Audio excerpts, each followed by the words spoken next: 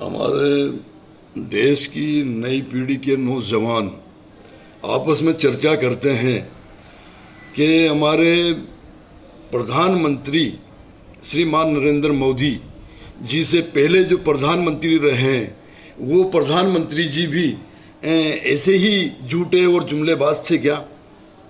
नहीं मेरे दोस्तों, नहीं थे। वो सिद्धांतवादी थे और देश हित में काम करने वाले थे और देश के लिए कुर्बान होने वाले थे।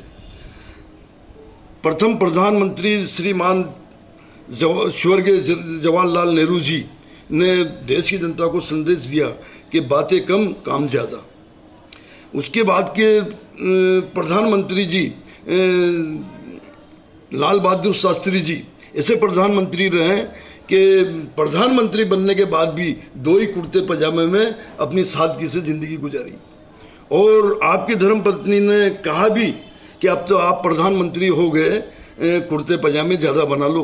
तो लाल बहादुर शास्त्री जी ने अपनी धर्मपत्नी जी को जवाब दिया कि मेरे देश की आधी जनता आज भी फटी हुई धोती से अपना गुजर बसर करते हैं और किसानों के पास आज भी धोती से, एक ही धोती से वो अपना सारा कार्य करते हैं।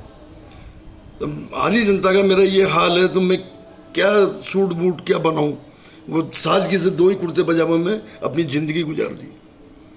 स्वर्गीय श्रीमती इंदिरा गांधी जी 31 अक्टूबर 1984 को शहीद होने से पहले एक रोज़ पहले कहा था कि मेरे शरीर का एक एक खून का कतरा मेरे देश के काम आ जाए, मैं बड़ा फख्र महसूस करूंगी। देश के लिए कुर्बान होने वाले प्रधानमंत्री गुजरे हैं, सिद्धांतवादी, देश हित में काम करने वाले और देश के लिए मर मिटने वाले, देश के लिए कुर्बान होने वाले।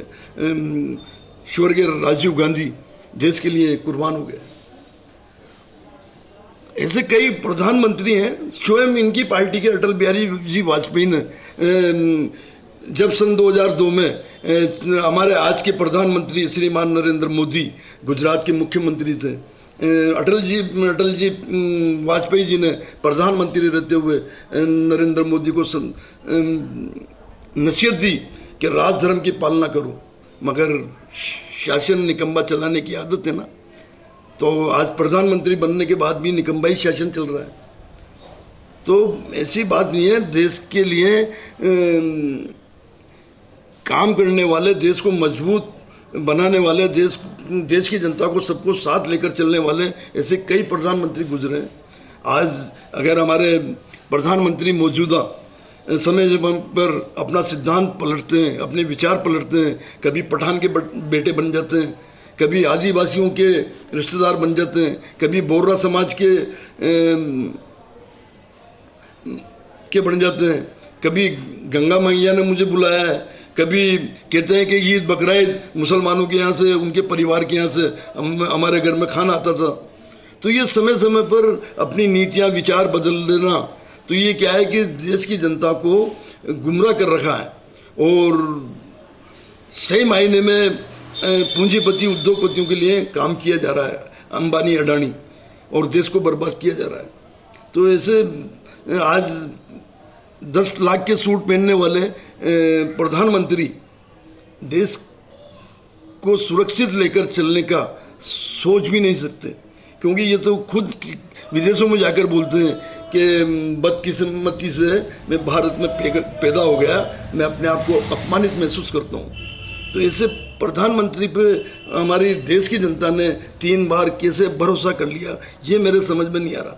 और आज नई पीढ़ी के लोगों, नए नौजवानों, आप इतिहास उठा कर देखो पिछला, क्योंकि देश अगर ऐसे जुमलेबाजों के हाथों में होता तो देश इतनी तरक्की पर नहीं पहुंचता।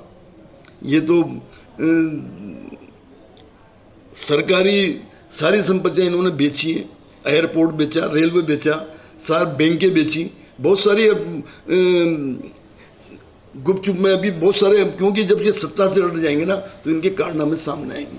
अभी तो सारी सरकारी मशीनरी इन्हीं के हाथों में, जब ये सत्ता से हट जाएंगे तो बहुत कुछ सच्चाई सामने आएगी देश की जनता के सामने। धन्यवाद।